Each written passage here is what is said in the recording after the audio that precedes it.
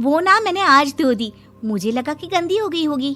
अरे कैसे गंदी हो गई थी, उसे तो मैंने पहना भी नहीं। हे भगवान, इस लड़की के कपड़े धोने की आदत से परेशान हो गया हूँ मैं। जितना तो घर में राशन नहीं आता उससे कहीं ज्यादा डिटर्जेंट पाउडर का खर्चा है। इसकी शादी करवा दो, शादी। जाए अपने घर में ही करे काम, फिर चाहे घर के कपड़े धोने हो या पूरे गांव के। हाँ ठीक बोल रही हो, देखता हूँ मैं कोई लड़का। वो दिन भी आ जाता है जब विभा को देखने लड़के वाले आ जाते हैं। लड़की मुझे अच्छी लगी। होने वाली सास कहती है, बेटी अगर कुछ पूछना है तो पूछ लो। वैसे तो हमारी लड़की बहुत ही शर्मीली है, जो बोल दो वो मान लेती है, इसे क्या पूछना होगा। अरे कैसी बात कर रही हो माँ, मुझे इन लोगों के घर रहना है, सवाल तो कई है। हाँ हाँ बेटा पूछ लो ना, क्या पूछना है। आप लोगों के घर कपड़े कौन धोता है? सास का मुंह बन जाता है। देखो अगर तुम ये कहना चाहती हो कि तुम्हें कपड़े धोने नहीं आते तो सुन लो, कपड़े मैं ही धोती हूँ, लेकिन तुम्हारे आ जाने के बाद मैं रुमाल तक नहीं धोऊंगी। अरे चुप रहना भाग्यवान, बहू बेचारी घर आई नहीं, उसे डराना शुरू कर दिया। वो क्या है ना बिटिया, अभी तक तो ये कल्लू की माँ ही धोती थी, लेकिन अब तुम्हारे पापा तो दहेज में वॉशिंग मशीन देंगे ही। तभी विभा की माँ बोल पड़ती है, सवाल भी पूछा तो क्या। वैसे भाई साहब, मशीन की तो फिर भी कपड़े धोने की कैपेसिटी होती है। मतलब जो बिटिया दे रहे हैं ना विभा, इसे कपड़े धोने का बहुत शौक है। ये आप लोगों के क्या, आस पड़ोस गांव मोहल्ले सबके कपड़े धो दे और उफ तक ना करे। बाहर देखा नहीं आपने कितने कपड़े सूख रहे हैं, सब हमारी बिटिया ने ही तो धोए हैं। बस भी करो ना माँ, शर्म आ रही इतनी तारीफ सुनकर। और तो और एक दाग निकाल कर दिखाओ तो मान जाओ। हाँ अच्छा माफ करना बेटा, मैंने गलत समझा, हमें तो रिश्ता बहुत पसंद है। और ऐसे जुड़ जाता है रिश्ता कपड़े धोने का शौक रखने वाली विभा का। उसकी शादी हो जाती है कोयला फैक्ट्री में काम करने वाले कल्लू के साथ। शादी के बाद अचानक विभा चिल्लाती हुई सास के पास आती है, सासू माँ, अरे सासू माँ कहाँ है आप? ये तो धोखा है, धोखा दिया आप लोगों ने मुझे। इसे ससुर के चक्कर के बारे में पता चल गया। अरे तो उसमें तुझे क्यों धोखा मिला है? अरे नल में पानी नहीं आता, कपड़े कैसे कब धुलेंगे? अच्छा तू पानी नहीं आ रहा उसकी बात कर रही है। तो आपने क्या सोचा? कुछ नहीं। अच्छा तेरी माँ ने कहा था कि कपड़े धोने का शौक है तुझे, याद आया मुझे। शौक बोलकर कपड़े धोने वाले मेरे जुनून को कम ना आके सासू माँ, कपड़ा धोना मेरा गुरूर है।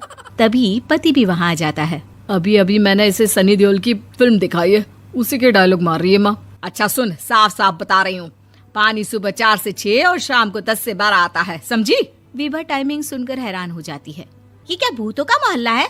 सुबह 4 बजे उठकर कौन कपड़े धोता है? 4 बजे टंकी में पानी जाता है, फिर सारा दिन धोना ना, किसने मना किया? अरे कैसी बात कर रही हैं? 200 लीटर की टंकी में कितने कपड़े धो लूंगी मैं? सुबह ही उठ जाऊंगी मैं। अब क्या था, विभा सुबह 4 से लेकर रात के 12 बजे तक कपड़े ही धोती रहती। एक रोज सास पड़ोस से निकलकर कहीं जा रही होती है कि साथ वाली कहती है, हाँ कल्लू की माँ, जरा ये बताओ कि 2 साड़ी है, 2 ब्लाउज और एक पेटीकोट और एक नाड़े वाला लंबा कच्छा। हाँ तो? अरे तो क्या, कितना लोगी धुलाई ये बताओ। धोबन दिख रहे हैं हम क्या? हमारे पति सरकारी नौकरी से अभी रिटायर हुए हैं और बेटा सुपरवाइजर है कोयला फैक्ट्री में। धोबन समझ रखा है हमें? हाय रे कल्लू की अम्मा, माफ कर दो, वो तो मोहल्ले में यही सब बता रहे थे कि तुमने बहू को कपड़ा धुलवाने के काम में लगा दिया है। सास को पड़ोसन की बात सुनकर गुस्सा आ जाता है। वो घर पहुंचती है जहां घर के बाहर ही इतने सारे कपड़े सूख रहे होते हैं जितने कि किसी धोबन के घर पर। अरे ओ कल्लू की दुल्हन, बाहर निकल। माँ जी यहीं आ जाओ, बाथरूम में चादर धो रहे हैं हम। अरे अभी हम धोते हैं, तुमको बाहर निकलो। ये आस पड़ोस वाले बोल रहे हैं कि हम बहू से कपड़े धुलवा कर उसे कपड़ा धोने वाली बना दिए हैं। अरे छोड़ो ना माँ जी, किन लोगों की बातों में आती हो? आस पास के लोगों का तो काम ही होता है कि वो किसी तरह सास बहू को लड़ा दे। बहू सारे घर के कपड़े धोती है, ये क्या कम है? बोलिए।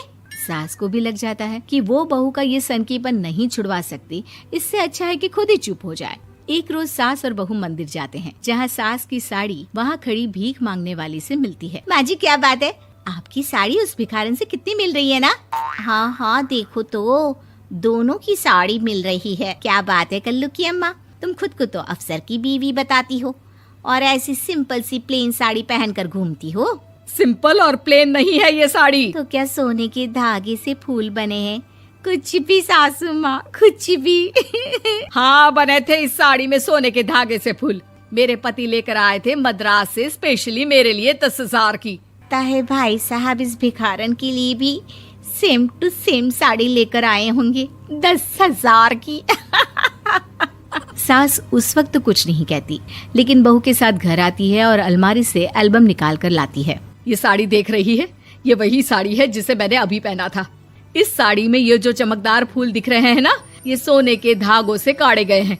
लेकिन तू लोकल वॉशिंग मशीन ब्रश से घिस घिस कर सारे फूलों को निकाल कर साड़ी प्लेन कर दी। मुझे माफ कर दीजिए सासू माँ। और तो और, जब मैंने तुझे तेरी गलती के लिए कुछ नहीं कहा, लेकिन तूने तो सबके सामने मेरा मजाक ही बना दिया। क्यों? बहू को समझ में आ जाता है कि अब से उसका कपड़े धोना बंद।